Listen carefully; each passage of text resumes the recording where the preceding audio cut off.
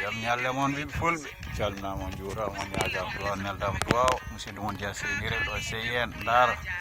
ladde nde nani gorom to en ha ngesa pullo en woni harifal kowri en cangol ceenalel ɗum ɗo ji foro nani da hoore maɗa ayi ɗo hennen noon ko coona ɗo torano ko ndiyam woni to hennene ɗum to ko jiinga ɓe casɓe daneje coynoɗa to henen woni ɓokki samba guelajeji eyyi ɗo noon woni godron gandanɗa hoore maɗa kay hey sehil baabi nani eyyi fo ko ndungude bawɗen wi kurum ayi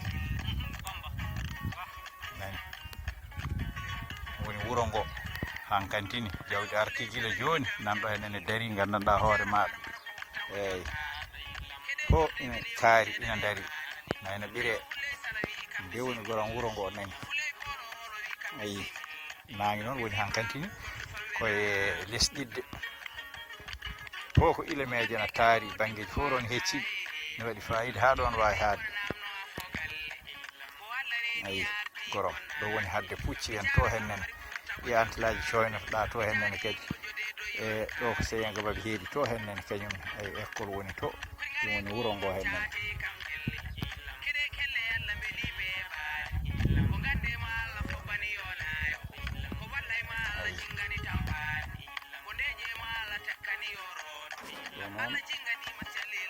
woni wuuro ngo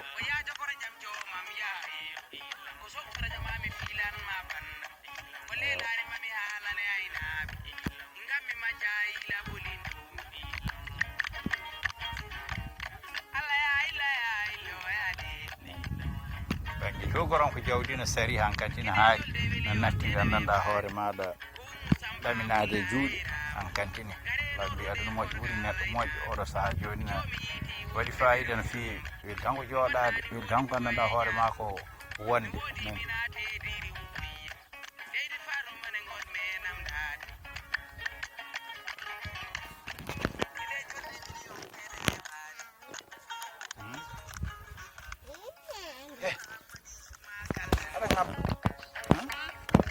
ammiyi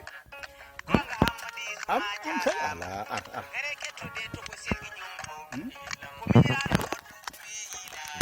ar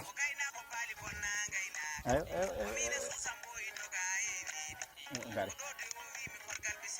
am